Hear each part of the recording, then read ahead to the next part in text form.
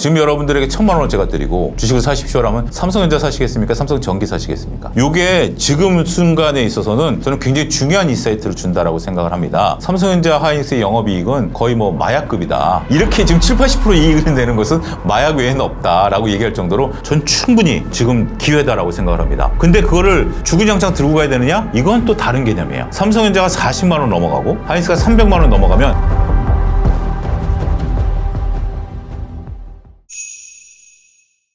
안녕하십니까. 유튜브 차영주TV 운영자 겸 YG경제연구소 차영주 소장입니다. 오늘 또 이렇게 새롭게 할터비에서 여러분들 찾아뵙게 됐습니다. 최근에 주식시장과 관련된 그리고 다양한 경제와 관련된 얘기 한번 풀어보도록 하겠습니다. 삼성 하이닉스 급등, 반도체 조정이 끝난 걸까요? 저는 개인적으로 반도체 조정이 끝나는 출발점일 가능성이 좀 높다라고 봅니다. 물론 이제 아직까지 기술적 조정이 끝났다라고 볼 수는 없긴 하겠습니다만 그럼에도 불구하고 제가 이제 반등의 초입이다라고 볼 수 있는 것은 두 가지 관점인데요. 하나는 기술적 분석과 그 다음에 이제 실적 시즌에 따른 펀드멘탈에 대한 새로운 해석이다라고 말씀드릴 수 있겠죠. 먼저 기술적 분석을 놓고 본다라면 저희가 이제 수요일 날 녹화를 하고 있는데요. 지난 월요일 날 삼성전자가 120일 이동평균선을 정확히 터치를 했습니다. 그러니까 이제 밀릴 때까지 밀렸다라는 거죠. 그런 상태에서 외국인들이 100여만 주 순매수가 들어왔고요. 그다음에 화요일 날 외국인과 기관들이 매수세가 들어오면서 전반적으로 데드캣 바운드가 나타났다라는 거죠. 여기서 이제 또 우리가 주목해야 될 것은 이번 주 후반부터 나타날 미국의 빅테크 기업들의 실적 발표이고요. 그다음에 하이닉스의 24일 날 잠정 실적, 그다음에 이제 마지막 주에 나올 삼성전자와 하이닉스의 2분기 실적과 가이던스 이런 것들이죠. 결국 우리가 이제 주식이라는 것은 변동성은 항상 있습니다. 그런데 그 변동성과 그 다음에 그 변동성을 이겨낼 수 있는 실적과의 관계를 놓고 보면 실적이 나타나기 전까지는 수급이 우선하면서 변동성이 나타날 수도 있습니다. 하지만 지금은 이제 실적 시즌이 도래했죠. 그러면 우리가 변동성보다는 실적에 더 포커싱 될 가능성이 있기 때문에 우리가 앞서 언급드렸던 기술적 분석상 120일 이동평균선을 터치를 했고 지수가 6,500이라는 지지선을 터치한 상태에서 실적이 개선되는 것이 나타난다면 이제 우리가 삼성전자 하이닉스 중심으로 반도체 기업들의 주가 반등은 충분히 나타날 수 있는 환경이 조성된 것이 아니겠나 그렇게 말씀드리겠습니다. 8월 반도체주가 더 성장하려면 반드시 확인해야 할 신호가 있을까요? 일단 실적이 잘 나와야죠. 이렇게 실적이 잘 나옴으로써 우리가 그동안의 거품론이라든지 다양한 어떤 불안전성들이 해소가 돼야 된다라고 말씀드릴 수가 있겠습니다. 자, 이런 부분들을 보시기를 권고해 드리겠습니다. 우리가 이제 SK하이닉스 같은 경우 2분기 실적 아직 확 나오지는 않았습니다만 65조 가이던스에서 60조가 나올 것이다. 그러면 영업 이익률이 꺾이는 거 아니야? 라는 어떤 리포트가 나오면서 시장이 흔들리는 요소가 되긴 했는데 저는 시청자분들이 점을 보지 말고 선을 보시기를 권고해 드립니다. 그러니까 점을 본다라는 것은 우리가 변동성을 나타낼 수 있지만 앞으로 삼전닉스가 계속해서 우상향하는 실적을 나타낼 가능성이 있다는 것은 선을 보는 거죠. 그래서 우리가 실적을 확인하고 그 다음에 확인해야 될 건 뭐다? 가이던스다. 이런 거고요. 그 다음에 수급적인 면에서 우리가 살펴봐야 될 것은 결국 단일 종목 레버리지 ETF가 얼마만큼 정부의 8월부터 시작되는 증거금 3천만 원에 대한 어떤 부분들을 포함해서 소위 약발이 먹히느냐 여부일 것 같아요. 그렇기 때문에 일단 수급적으로는 우리가 이제 단일 종목 레버리지 ETF에 따른 변동성이 좀 잦아들고 안타깝게도 지금 이제 스스로 진화되고 있는 모습이죠. 대략 한 5조가량 개인 투자자분들이 이제 손실이 나고 있는 상황이기 때문에 앞으로 증거금을 3천만 원을 올리게 되면 투자하실 수 있는 여력을 가지신 분들이 상대적으로 많지 않을 거예요. 그러면서 이제 변동성이 잦아들 거고 그 다음에 가이던스가 앞으로 우리가 이제 3분기, 4분기 긍정적인 실적이 나올 것이다라는 신호가 나타난다라면 주가는 우상향으로 선할 가능성이 높지 않을까 싶습니다. 주가의 급락과 반등의 반복. 원인은 뭐라고 생각하시나요? 주가가 떨어졌던 원인들은 처음에 촉발된 것들은 이렇게 우리가 볼 수 있겠죠. 10,000포인트 간다라고 했는데 9,000까지 왔죠. 거침없이 왔기 때문에 일부 이제 노련한 투자자분들은 좀 조정이 좀 있어야 되는 거 아니야? 라고 좀 봤었던 분들도 있습니다. 우리가 높은 산을 올라가려면 쉬면서 올라가야지 다이렉트로 올라가면 피로감이 쌓일 수밖에 없는 거죠. 지치는 거죠. 그런 변동성이 언제든지 나타날 수도 있었던 부분들이죠. 이런 상태에서 우리가 미세하게 놓고 보면 사모펀드, 헤지펀드들의 매도가 9,000, 8,000 부분에서 시작이 됐습니다. 이거는 제가 얘기하는 것이 아니라 너니까 파악했다라는 것이 아니라 언론에 공개가 됐고 제가 여러 유튜브에서 얘기했습니다. 싱가포르의 헤지펀드가 레버리지를 축소한다라든지 미국의 특정 헤지펀드가 한국물에 대해서 축소한다. 헤지펀드는 레버리지를 일으켜서 그 수익을 추구하는 펀드거든요. 근데 그들이 8,000 넘어가면서부터 레버리지를 축소하기 시작하면서 이익을 확정했다라는 거죠. 두 번째, 우리가 8,000 넘어가면서부터 투자자별 동향을 놓고 보면 사모펀드 매도가 많이 나오기 시작했습니다. 사모펀드가 매도가 나왔다라는 것은 절대 수익을 추구하는 판단하는 입장에서 보면 만까지 갈 수는 있긴 하겠습니다만 미리 내가 수익을 확정하자라는 거죠. 더군다나 6월 넘어서면서부터 트럼프 대통령의 중간 선거 11월 보이고 8월부터 선거전이니까 하반기는 모르겠어. 변동성이니까 지금까지 내가 이익을 챙기자라는 거죠. 저는 이것을 야구 이론으로도 말씀드릴 수 있을 것 같습니다. 야구 경기가 내가 이기고 있는 상태면 9회 말까지 보고 나오시겠습니까? 9회 말에 나오면 주차장에서 차 끄는데 1시간 넘게 걸리잖아요. 그러면 9회 초에 나오든지 8회 말에 나오시는 분들이 계시잖아요. 내가 좀 집에 일찍 가려고 하는 사람들. 그게 주식시장에서 보인다라는 거죠. 여기에 이제 그런 것들이 촉발되면서 매도가 나타나기 시작한 거에 불을 지핀 게 단일종목 레버리지 ETF죠. 그러면서 시장의 변동성을 보이면서 심리적으로 불안하죠. 불안한 가운데 있어서 뭐 일부는 빅테크 기업들이 자금을 조달한다. 금리가 올리면 비용 부담이 된다. 거품이 있다. 그다음에 데이터 센터 투자를 축소한다. 뭐 이런 것들이 더욱더 이제 언론상에 부각이 되면서 변동성이 시작된 요소가 아니겠나. 그렇게 말씀드릴 수가 있겠습니다. 기대감의 주가 반영 정도 어떻게 판단할 수 있을까요? 지금 AI에 대해서 우리가 지금 이제 많은 주변에 침투율이라고 그럴까요? 이런 것들이 지금 보이고 있는 거죠. 그리고 저는 이것이 지금 아직까지 덜 반영됐다라고 말씀드릴 수가 있겠는데 우리가 AI가 거품이다 아니면 기대감이 반영됐다라는 것을 누가 가장 알 수 있을까요? 그럼 물건 파는 사람이 가장 잘 알 수 있지 않을까요? 지금 삼성전자, SK하이닉스, 마이크론이 공이 우리가 이제 공장을 짓겠다라고 얘기를 하는 거죠. 이들은 조 단위로 지금 투자를 해야 되는 입장입니다. 지금 이제 그들이 눈치 게임처럼 삼성전자가 하니까 하이닉스가 하고 하이닉스가 하니까 마이크론이 하고 이렇게 저는 판단하지 않습니다. 자체적으로 서로 간의 경쟁사들의 구도를 본 상태에서 우리가 이제 앞으로 경쟁사가 요만큼 물량을 생산해내면 공급과잉이 생길까? 아니야. 우리가 더 생산해내도 공급과잉은 아닐 거다라고 판단했기 때문에 이런 결과물이 나오는 거 아닐까요? 그리고 우리가 공장을 짓는데 최소한 2, 3년이 걸리는 상태, 늦으면 4, 5년이 걸리는데 그 사이에 이 사이클이 끝날까라고 판단하면 투자를 할까요? 캐펙스 투자를 할까요? 아니죠. 더군다나 삼성전자 같은 경우는 2019년에 적자라의 트라우마가 있습니다. 그럼에도 불구하고 이들이 투자를 하겠다, 호남에 짓겠다, 그러면 뭐 정치적인 입지냐, 뭐 이건 뭐 논외로 치더라도 정부가 먼저 지으라고 한 거 아니잖아요. 짓겠다라고 했는데 입지 선정을 정부가 해준 것 뿐이잖아요. 그런 부분들이기 때문에 저는 우리가 지금 아직까지 AI에 대해서 거품론을 얘기하는 분들도 있습니다만 이것이 반영됐다라고 보지는 않습니다. 근데 참 이 내용들을 놓고 보면 거품론이다라고 얘기하는 측에서 보면 디램 가격이 꺾일 거다라고 얘기를 하거든요. 근데 그들이 얘기하는 것들을 보면 생산자가 아니라 소비자입니다. 지금 이제 우리가 가을부터 당장 아이폰 가격이 40만 원 올라가죠. 그리고 여러분들 요즘 노트북 살려고 보면 가격이 사악하죠. 4,500만 원 하죠. 근데 그들 입장에서는 뭘 바랄까요? 디램 가격이 떨어지길 바라는 거죠. 거품이길 바라는 거죠. 그런 부분들이 있기 때문에 현재 지금 누가 그런 얘기를 하느냐? 월가에서는 얘기할 수 있습니다. 하지만 물건을 파는 측에서는 최태원 회장이 뭐라고 그랬죠? 최소한 3년은 쇼티지가 유지될 것이다. 공급이 부족한 상태가 유지될 것이다 라고 얘기하는 것에 우리는 조금 더 귀를 기울여야 되지 않을까 싶습니다. 삼성전자와 하이닉스 두 기업의 어떤 차이를 보고 투자하는 게 좋을까요? 혹자는 뭐 아빠가 좋아, 엄마가 좋아. 혹자는 뭐 짜장면이 좋아, 짬뽕이 좋아, 뭐 이런 거죠. 근데 이제 서로 결은 다르긴 합니다. SK하이닉스 같은 경우는 미국의 ADR이 상장돼 있기 때문에 가격에 따라서 SK하이닉스 주가가 연동을 될 가능성도 있고요. 조금 전에 나온 뉴스입니다만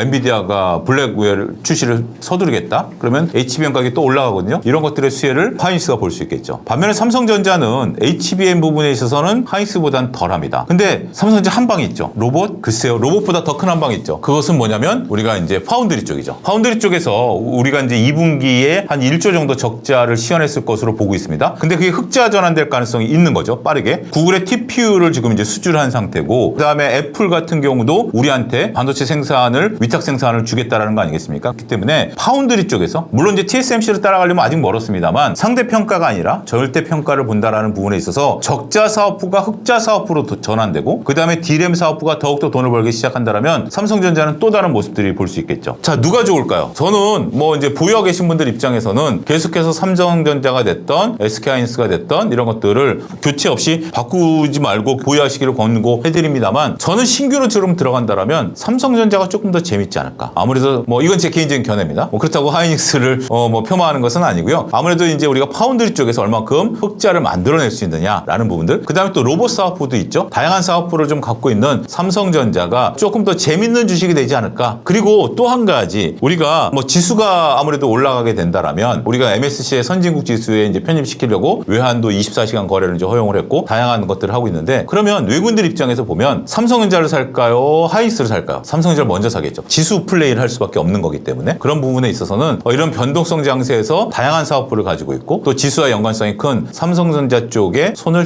조금 더 들어드리도록 하겠습니다. 삼성전기나 소부장주 같은 경우도 본주와 같은 속도인가요? 조금 다르죠. 아무래도 우리가 이제 삼성전자, 하이닉스 중심으로 움직일 가능성이 좀 있다라는 거죠. 이런 표현을 조금 여러분들에게 질문을 좀 드리는 거죠. 자, 지금 여러분들에게 1,000만 원을 제가 드리고 주식을 사십시오라면 삼성전자 사시겠습니까? 삼성전기 사시겠습니까? 삼성전자 사시겠습니까? 소부장 사시겠습니까? 요게 지금 순간에 있어서는 저는 굉장히 중요한 인사이트를 준다라고 생각을 합니다. 왜 그러냐면 이게 언젠가 바뀔 거예요. 삼성전자 살래, 코스닥 살래 그러면 언젠가 코스닥 살래라는 시점이 올 거예요. 그래서 여러분들 주위에서 주식 얘기하면 물어보세요. 여러분도 거기에 스스로 질문을 던지고 대답을 해보시고 주위에 계신 분들에게도 한번 물어보세요. 그러면서 아직은 삼성전자가 대다수일 겁니다. 그리고 삼성전자 가야 다른 것들이 움직일 수 있는 역설도 여러분들이 인정하실 거예요. 그래서 지금 당장은 삼성전자 중심으로 보셔야 되고 삼성전자가 내가 이미 정도 편입이 돼 있는 상태다. 현금의 여유가 있다. 그러면 삼성전기 같은 기판 관련주들 이런 것들을 좀 보시고 소부장 같은 경우도 5에서 10% 정도 포트폴리오로 볼 수 있긴 하겠습니다만 우리가 절반 정도 내 투자금의 절반 정도는 여전히 삼전익수 중심으로 바라보셔야 되는 것이 시장의 수익률을 따라갈 수 있는 중요한 요소가 되지 않을까 말씀드릴 수가 있겠습니다. 요즘 같은 롤러코스터장에서 볼 수 있는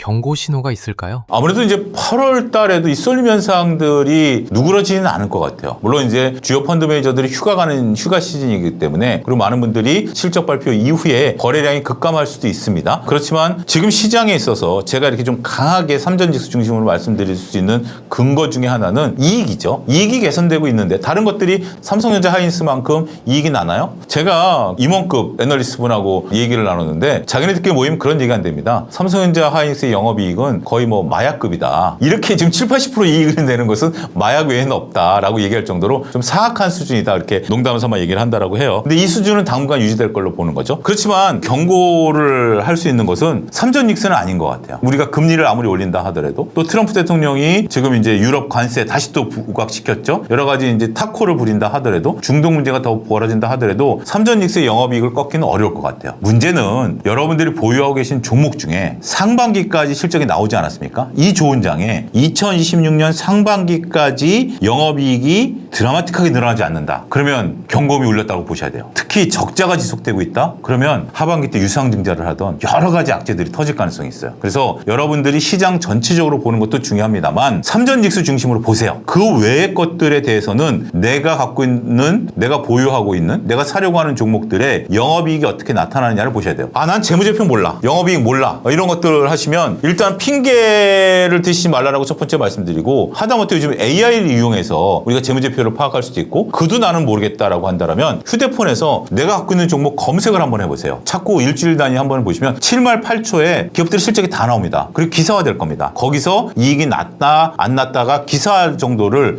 읽어보는 노력 정도는 하셔야 돼요. 이 노력도 안 하신다라고 하면 뭐 저는 특별한 답을 드릴 수는 없습니다. 하지만 이럴 정도의 작은 노력을 하시면 내 기업에 문제가 있구나. 내 기업은 여전히 내가 그냥 믿고 투자할 수 있구나라는 정도의 구분을 하실 수 있는 어떠한 그 근거를 찾으실 수 있지 않을까 싶습니다. 삼성전자와 SK 하이닉스 지금 들어가도 괜찮을까요? 거기에 대한 대답은 단호하게 있습니다. 특히 이제 삼성전자가 25만 원대, 하이닉스가 200만 원 이하다라면 전 충분히 지금 기회다라고 생각을 합니다. 지금 이제 주가 수익 비율 PER이 10배가 안 되거든요. 근데 내년엔 이익이 더 나고 내후년에도 이익이 더 나죠. 그럼 주가 수익 비율은 더 낮아지게 되겠죠. 물론 주가 수익 비율이라는 게 꼭 이론대로 흘러가는 것은 아닙니다. 심리적 지표이기 때문에 꼭 우리가 10배를 넘어서야 된다라는 어떤 당위성은 없어요. 그런데 우리가 삼성전자 하이닉스가 지금 가격대, 우리가 이제 증권사들이 컨센서스를 제시하고 있는 삼성전자 같은 경우 50만 원, 하이닉스 같은 경우 400만 원에 대한 분석의 틀을 아직 안 바꾸고 있잖아요. 만약에 지금 삼성전자 하이닉스가 변동성에 놓이고 이들이 주가가 못 올라간다라면 증권가에서 먼저 분석 틀을 바꿔야죠. 그렇기 때문에 저는 삼성전자 하이닉스가 지금 구간에서는 매력적인 구간대까지 밀렸다라고 보는 투자자입니다. 근데 그거를 주구장창 들고 가야 되느냐? 이건 또 다른 개념이에요. 저는 제가 이제 3%라든지 제 개인 유튜브라든지 여러 군데서 얘기를 했습니다만 삼성전자가 40만 원 넘어가고 하이닉스가 300만 원 넘어가면 한번 고민을 해보자. 앞서 얘기 들었던 야구랑 똑같습니다.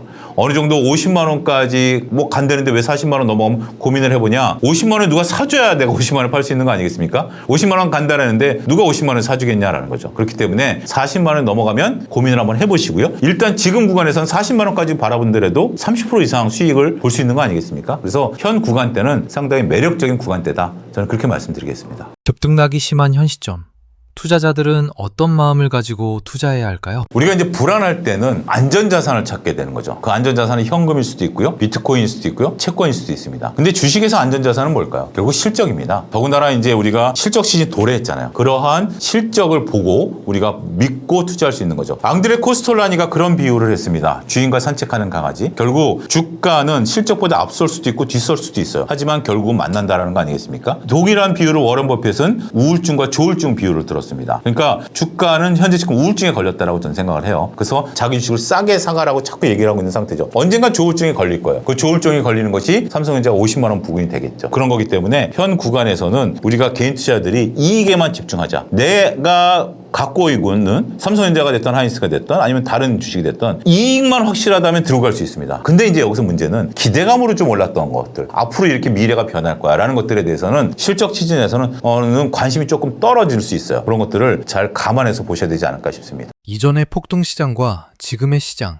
어떻게 다른 건가요? 지금은 다르다라는 것을 주식시장에서 가장 경계하라라고 얘기를 하는데 그럼에도 불구하고 지금 좀 다른 것 같습니다. 제가 이제 동학개미 때 2021년, 2022년 때 시장에 대해서 계속 조심하십시오라고 말씀드렸죠. 그때만 하더라도 이제 많은 분들이 막 정말 시장에 대해서 긍정적인 얘기에 막 취했을 때 조심하라는 얘기가 좀 불편하게 느끼셨던 분들도 상당히 많을 겁니다. 근데 지금은 저는 우리가 주식시장에 있어서 조금 이제 구분해서 반도체에 관해서는 불안할 필요는 없다라고 보여집니다. 왜냐하면 이익이 살아있기 때문에. 제가 2021년, 2022년도에 그렇게 조정에 대해서 말씀드렸던 것은 이익이 별로 그렇게 나지 않았었다라는 거죠. 삼성전자, 네이버, 카카오 마찬가지입니다. 근데 지금 이제 삼성전자 하이닉스가 이익이 나오고 있기 때문에 지금 제가 이렇게 단호하게 아주 목소리 힘을 줘가면서 매수 구간입니다 라고 말씀을 좀 드리는 거예요. 근데 이익이 수반되지 않으면 역시 또 지금은 조심스럽게 말씀드릴 수밖에 없습니다. 삼전닉스조차도 이익이 안 나면 지금이라도 팔아야죠. 근데 삼전닉스가 이익이 저렇게 난다라면 지금 구간에서 팔 구간은 아니다라고 보는 거죠. 하지만 내가 갖고 있는 기업에 이익이 안 난다라면 지금 구간에서 지수는 올라가긴 하겠습니다만 조금 벌어질 거예요. 처음에 이제 리바운드를 줄 때는 같이 올라갑니다. 그러다가 점점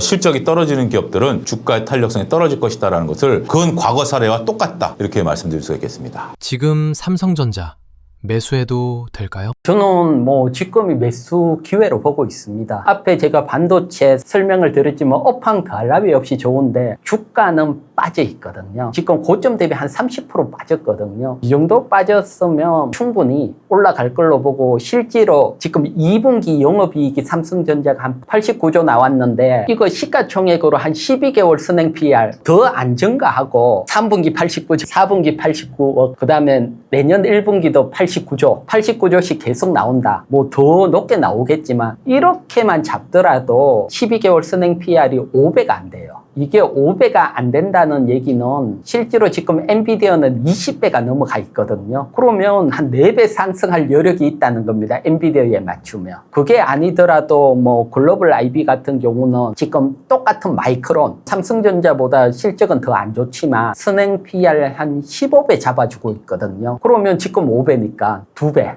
더 상승이 가능하다는 거죠. 그만큼 저평가가 돼 있거든요. 그렇기 때문에 실적이라든가 업황을 본다면 관심을 가져야 되고 사실 주가는 바로 V자 반등은 조금 어려워 보여요. 왜 그렇게 보느냐 하면 여러분들도 다 아시겠지만 삼성전자나 SK하이닉스 레버리지 ETF가 출시가 됐잖아요. 그게 워낙 빠져 있거든요, 지금. 그러니까 상승을 하려면 이 매물을 뚫고 올라가야 돼요. 그냥 이게 없다면 계속 10%, 20% 올라갈 건데 쉽게 말해서 레버리지 ETF가 생기고부터는 삼성전자가 10% 상승했다. 레버리지 ETF 들고 있는 사람이 오늘 20% 오르네 그러면서 매도를 할 수 있죠. 단타 세력들도 많이 붙는다는 겁니다. 그렇기 때문에 무거워져 있거든요. 그렇기 때문에 좀 이런 거 소화하면서 사실 점진적으로 좀 상승할 확률이 높다. 그래서 너무 욕심내거나 또 변동성이 크기 때문에 2배 ETF 하는 것보다는 삼성전자 본주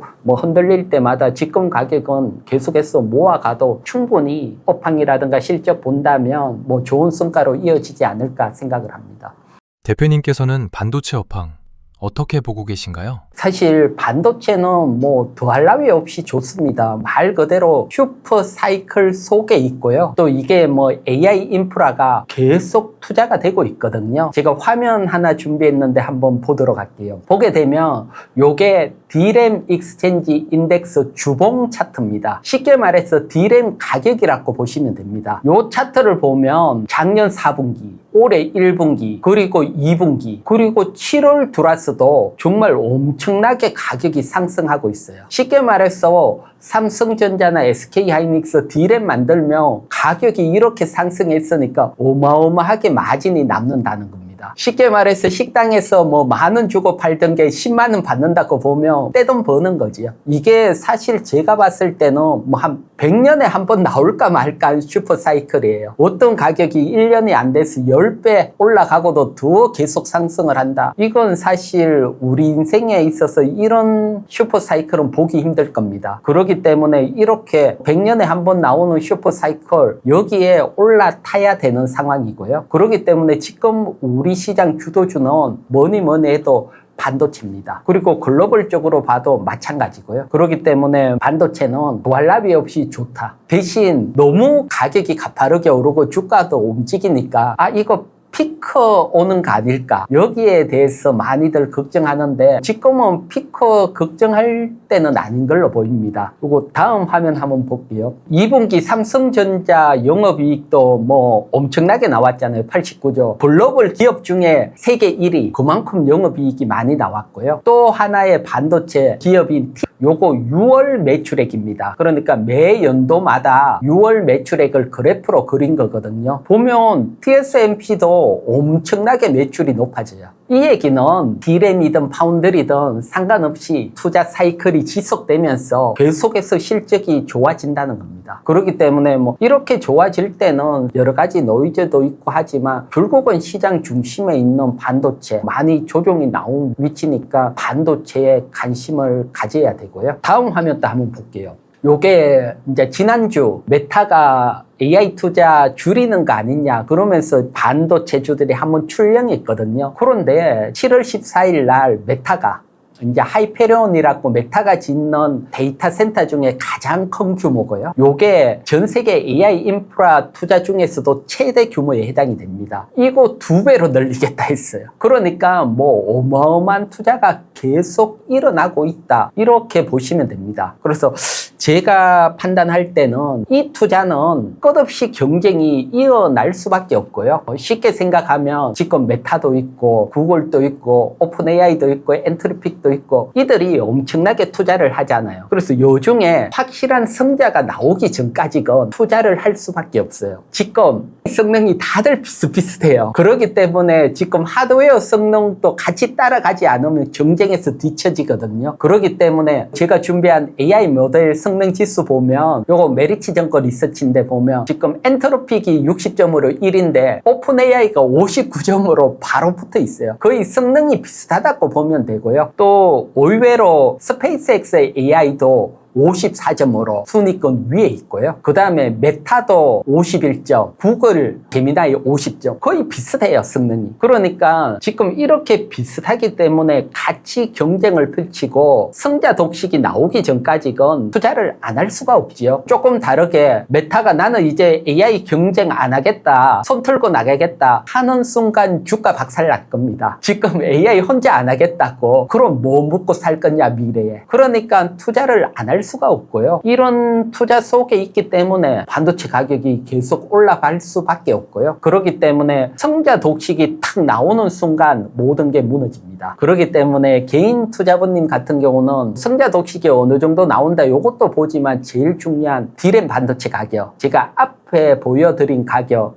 차트 한번 보면 D램 가격이 앞에 보여줬는데 계속 상승을 하고 있잖아요. 그런데 어느 순간 5주 이평선 주봉 차트니까 타고 계속 상승을 하는데 어느 순간 가격이 제가 검은색으로 예상으로 그렸는데 확 깨고 가격이 하락을 한다. 그러면 시장은 먼저 느끼거든요. 이거 성자 독식 나오고 AI 투자가 약해지겠는데 그러면 가격이 먼저 빠져요. 그래서 이렇게 빠진다 그러면 그때는 좀 리스크 관리를 해야 되지만 지금은 뭐 7월 들어와서도 가격이 계속 상승하고 있고 또 뭐 계약 자체도 삼성전자가 높게 또 계약을 하거든요. 그러니까 뭐 3분기 실적도 좋다. 이런 상태니까 뭐 반도체는 두알라비 없이 좋고 대신 주가가 빠져 있다. 그러면 또 매수 관점에서 바라봐야 된다 봅니다. 반도체 슈퍼사이클은 승자 독식 구조가 나올 때까지 보면 될까요? 우리가 인터넷 검색 보더라도 구글이 승자 독식을 했잖아요. 사실 우리나라는 네이버가 있지만 전 세계적으로 구글이 승자 독식하고 그 앞에 여러 가지가 있었잖아요. 다 없어지고 결국은 떼돈을 벌고 있잖아요. 그처럼 많은 지금 AI가 있지만 결국은 승자 독식이 나올 겁니다. 그래서 어느 정도 나오게 되면 큰 흐름은 끝났다 이렇게 보셔야 되죠. SK 하이닉스와 삼성전자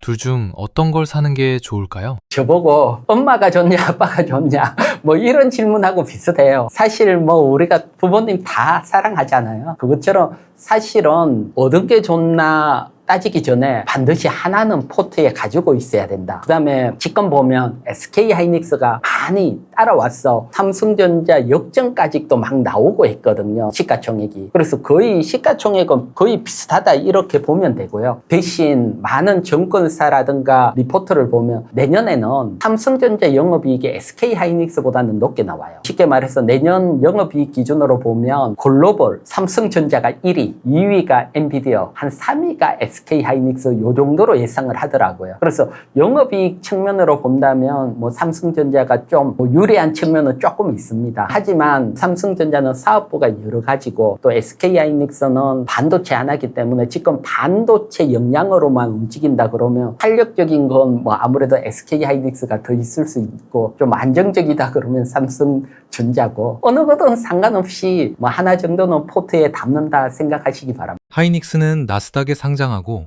삼성전자는 왜 상장하지 않은 건가요? 사실 우리나라에 있는 거 발행되는 주식을 미국에 주는 거거든요. 그러니까 사실 우리나라만 있는 것보다 미국에 상장되면 어떤 글로벌적인 효과도 많이 누리거든요. 그렇기 때문에 보면 뭐 TSMC라든가 글로벌 기업들은 대부분 ADR 통해서 상장을 하고요. 이게 뭐 사실 처음 아니고 뭐 우리나라 포스코라든가 뭐 LG 디스플레이를 하니까 많이 상장이 돼 있어요. 그러니까 특별한 건 아니다. 이렇게 보시면 되시고 삼성전자 같은 경우는 상장하기가 약간 까다로운 부분이 있기는 있어요. SK 하이닉스 같은 경우는 반도체 단일 품목이니까 공시라든가 모든 게 거기 맞춰서 하면 되는데 삼성전자는 워낙 넓어요. 이거 하나하나 요건 맞추기가 만만찮아요. 그렇기 때문에 사실 SK 하이닉스보다는 상장할 때 훨씬 복잡한 것들이 등장을 할 수밖에 없어요. 많은 것들 가전버터가 다 있기 때문에 그런 것들이 있기 때문에 쉽게 잘 결정을 안 하고 있는 것 같아요. 그래서 지금 또 삼성전자는 아직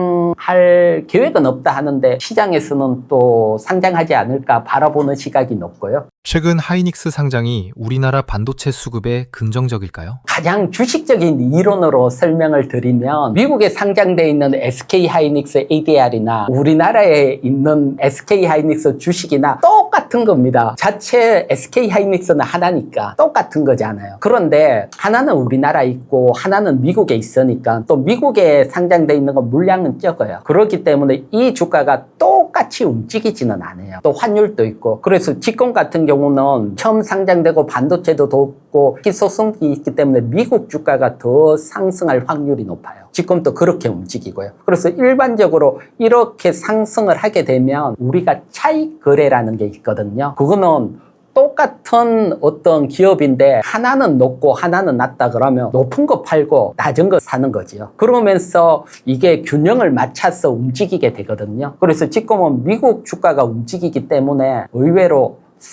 우리나라 본주지요. SK 하이닉스 살려고 자금이 들어올 수가 있거든요. 쉽게 말해서 비싼 미국 거보다는 우리나라 거 똑같은 SK 하이닉스니까 그런 측면에서 본다면 미국에서 높게 올라가 준다면 수급적으로 도움이 되고요. 반대로 미국계 많이 하락을 했다. 그러면 우리나라 거 팔고 미국으로도 갈 수 있거든요. 그렇기 때문에 사실 이거는 어느 쪽이 더 강하냐. 뭐 쉽게 말해서 지금 TSMC 같은 경우도 대만보다는 미국이 더 프리미엄 붙고 올라가 있거든요. 그래서 미국 같은 경우는 워낙 전 세계적으로 몰리기 때문에 그래서 일반적으로 이렇게 프리미엄이 붙는다 가정을 하면 상장이 수급적으로는 많은 도움이 될 거다. 또 새로운 밸류에이션이 정책이 될 수 있거든요. 마이크론보다도 기업이 좋은데 저평가돼 있으니까 같이 미국에 상장돼 있으니까 마이크론처럼 밸류 줘야 되는 거 아니냐. 그러면서 미국 주가가 올라가면 우리도 따라 올라갈 수 있으니까요. 그래서 전체적으로는 뭐 우리 시장에 긍정적으로 영향을 미칠 거다 이렇게 보고 있습니다.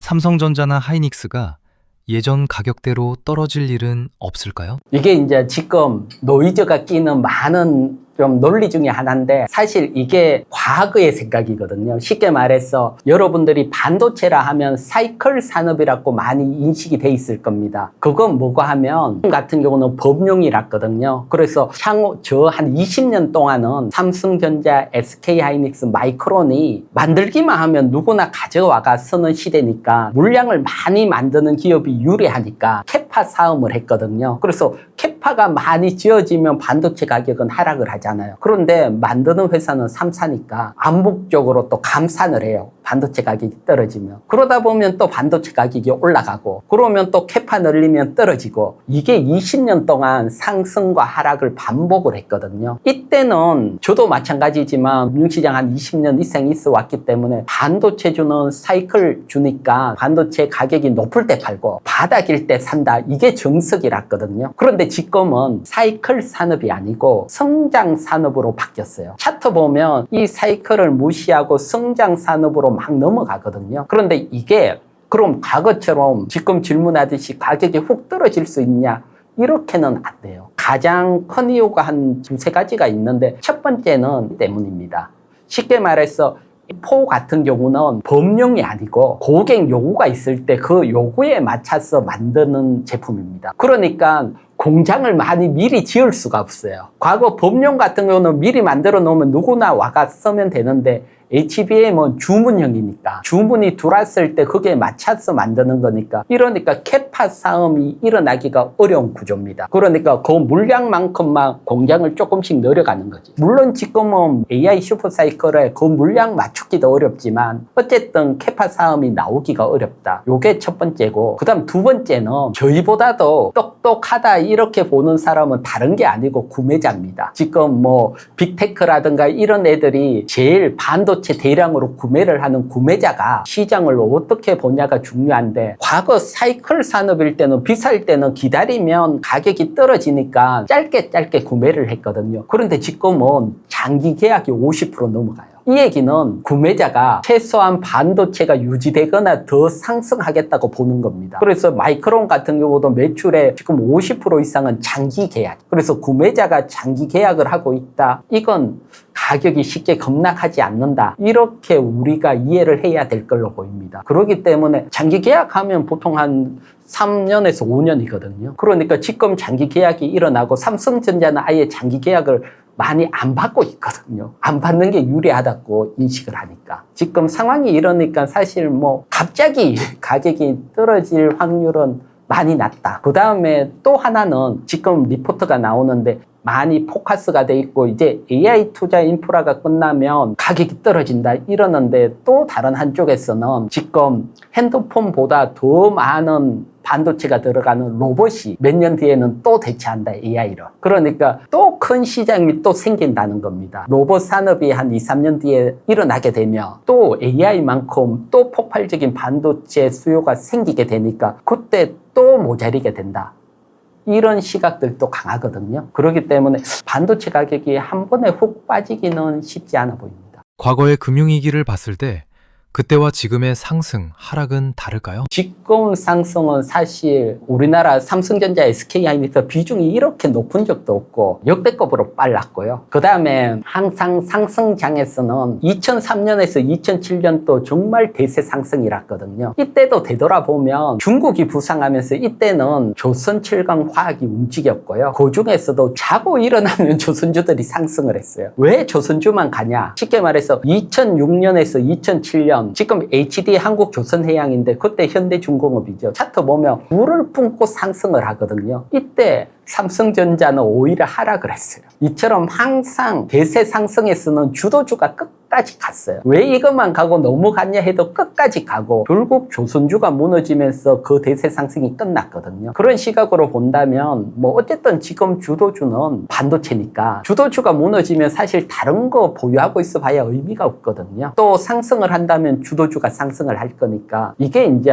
오랜 상승장을 봐왔을 때 제가 느낀 거거든요. 그렇기 때문에 이제 주도주 지금 계속 얘기를 하는 그런 것들도 크게 작용하고 있다. 주도주가 고점을 찍고 내려올 때 신호 같은 게 있을까요? 사실 신호 이런 것들은 찾기가 사실은 어려워요. 뭐 조선주 같은 경우도 신조선 가격이 상승을 하다가 좀 정체가 됐고요. 정체가 되면서 좀 흔들렸거든요. 그런 것들도 있기 때문에 지금은 어쨌든 반도체 가격 상승을 보고 이제 얘기를 하는 거고요. 뭐 업황은 틀리지만 어쨌든 가장 기본적인 게 반도체 가격이니까요. 그 다음에 뭐 조금 다른 표현으로 본다면 지금은 기술혁명이잖아요. 쉽게 말해서 기술혁명 사이클이잖아요. 그래서 이런 걸로 본다면 제일 먼저 닷컴 버블이 일어났을 때 이때는 이제 인터넷이 처음 깔리기 시작을 했잖아요. 그러면서 주가가 상승했는데 이때도 나스닥 주가가 한 5년 상승을 했어요. 인터넷 95년부터 2000년 IT 버블 터지기 전에 한 5년 정도 상승을 했고 그 다음에 2010년대도 크라우드 혁명 지금 우리가 아는 팡, 메타버테스 이런 애들이 한 5년 상승을 하고 또 쉬었거든요. 그런 측면에서 보면 지금 나오고 한 4년 정도 상승을 하고 있거든요. 그런 측면을 본다면 뭐 이게 정확하지는 않지만 기술 혁명들은 한 5년 정도 가더라고요. 그러면 한 1년 정도 남았다. 뭐 이런 패턴들로도 또 볼 수가 있고 또 다른 걸로 보면 지금 우리 시장 지표는 적은데 미국 시장 지표들은 보면 레버리지 사용, 빚내서 사용하는 게 평소보다 한 200% 올라가게 되면 위험한데 아직 그렇게까지는 올라간 건 아니거든요. 그래서 이런 지표들도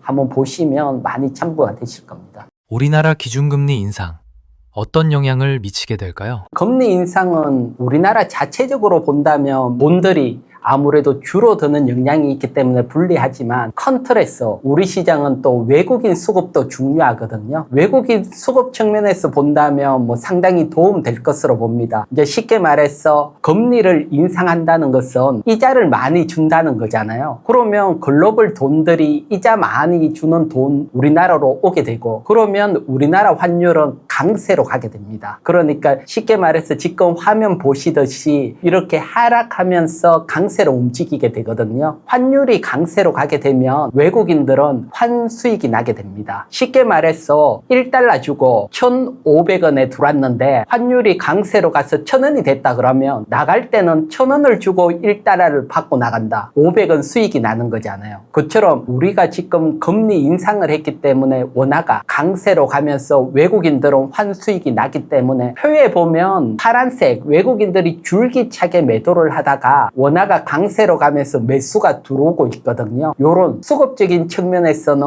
뭐 상당히 도움이 되고요. 조금 어렵지만 미국은 반대 상황입니다. 요번에 경제지표 소비자 물가가 예상보다 하회하면서 미국은 금리 인상할 확률이 확 낮아졌거든요. 그러니까 미국은 금리 인상 안 하고 우리는 금리 인상하기 때문에 아무래도 외국인 자금이 들어올 수 있는 환경이다. 전체적으로 본다면 우리 시장에는 도움이 된다. 이렇게 보시면 됩니다.